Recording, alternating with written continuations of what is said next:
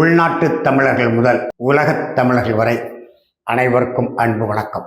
அன்பிற்குரிய தமிழர்களே, நேற்றையிலிருந்து இன்றைய வரைக்கும் தமிழ்நாட்டு அரசியலில் பரபரப்பாக பேசப்படுகிற செய்தி, திரைப்பட நடிகர் ரஜினிகாந்த் அவர்களை நாம் தமிழர் கட்சியின் தலைமை ஒருங்கிணைப்பாளர் செந்தமிழர் சீமான் சந்தித்து 2.25 மணி நேரம் பேசியதுதான் பெரும் பரபரப்பாக இருக்கிறது. பல வகையான செய்திகளை சமூக வலைதளங்கள் பரப்பி வருகின்றன. அதே போல நாம் தமிழர் கட்சியை சார்ந்த பலரும் அது தொடர்பான காணொளிகளை வெளியிட்டு வருகிறார்கள்.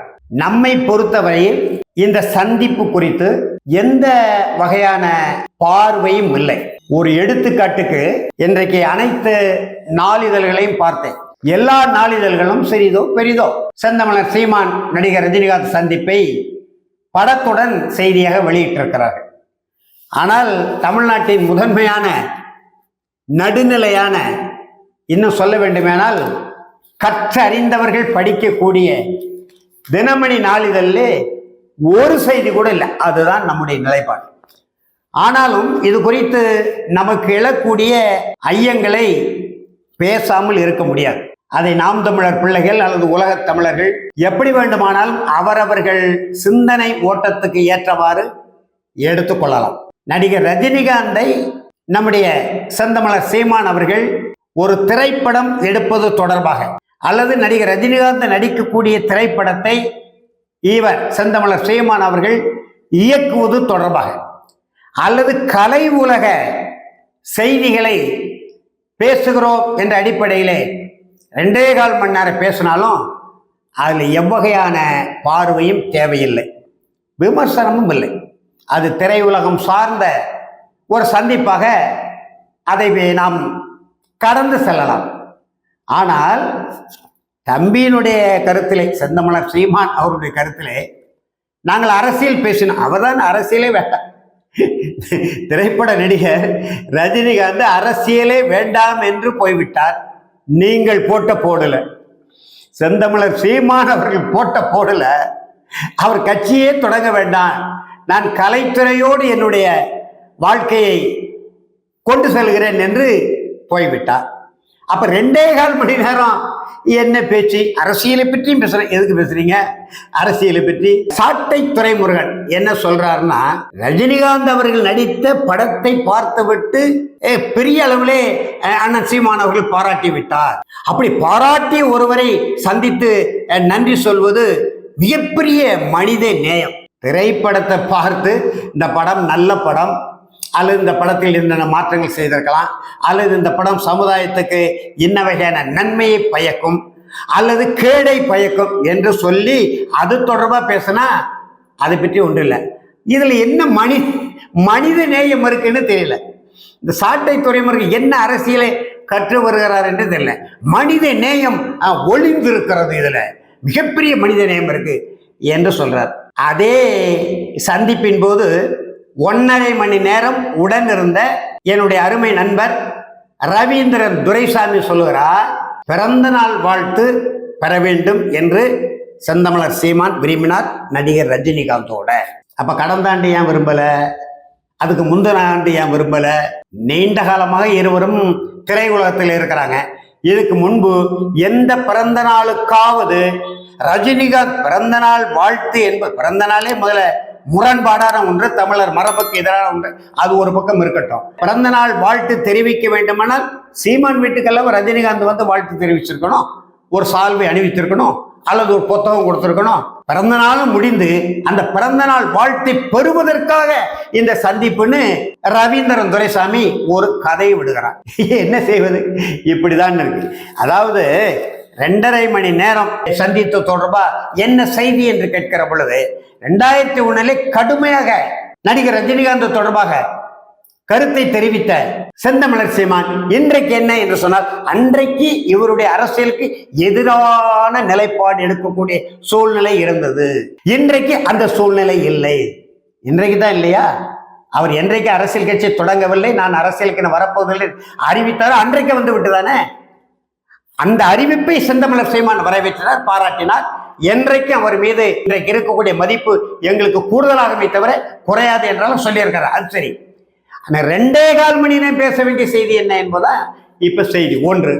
இதில் இன்னொரு செய்தி என்னவென்றால், நடிகர் ரஜினியிடம் பேசி இங்குள்ள சிக்கல்கள், அதாவது தமிழ் தேசியத்திற்கான சிக்கல்கள், அது காவிரி சிக்கல், கச்சத்தீவு மீனவர் சிக்கல், முல்லை பெரியார் சிக்கல், தமிழ் ஆட்சி மொழி பயிற்று மொழி சிக்கல், 8 வழி சாலை சிக்கல், சுங்கச்சாவடி சிக்கல், பரந்தூர் வானூர்தி நிலைய சிக்கல், மதுரை விமான வானூர்தி நிலையத்துக்கு ஏழை எளிய மக்களின் வேளாண் நிலங்களை, சின்ன வடப்பு என்கின்ற ஊர்ல வேளாண் நிலங்களை கையகப்படுத்துகிற சிக்கல், தூத்துக்குடியில விரட்டி அடிக்கப்பட்ட வேதாந்தா என்கின்ற அந்த பன்னாட்டு சுரண்டல் பேர்வழி இப்பொழுது சிவகங்கை மாவட்டத்தில், ராமநாதபுரம் மாவட்டத்தில் ஒரு தொழிற்சாலை தொடங்குவதற்கு 2500 ஏக்கர் நிலம் கொடுத்த அந்த சிக்கல்.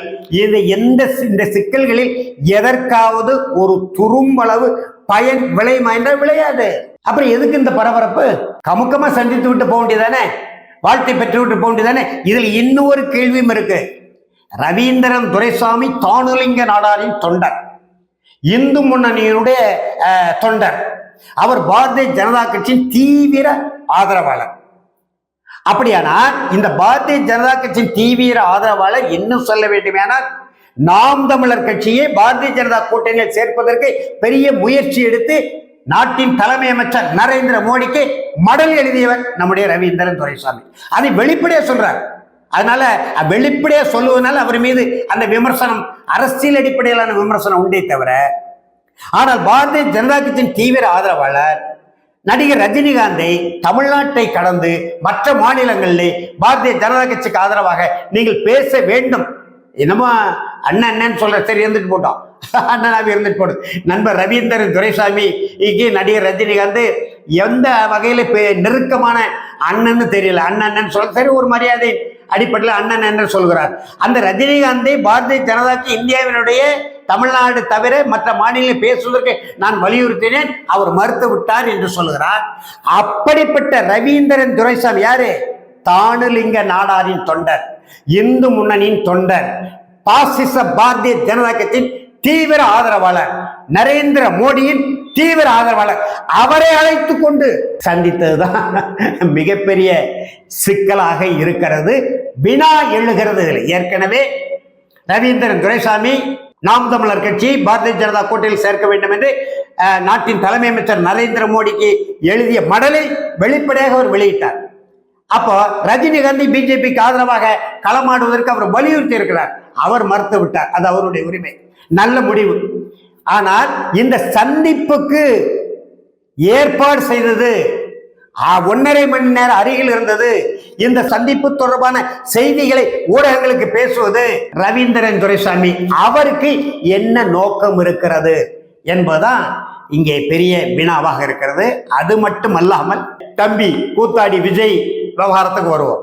2018 இந்த பன்னாட்டு சுரண்டல் பேர்வழி வடநாட்டு பெரும் முதலாளி வேதாந்தா குழுமத்தின் நாசகார தாமிர ஆலைய ஸ்டெர்லைட் ஆலையை இழுத்து மூட வேண்டும் என்று மிகப்பெரிய மக்கள் புரட்சிக்கு 2017 ஜூன் தொடக்கத்திலே நாம் தமிழர் கட்சி வித்திட்டது.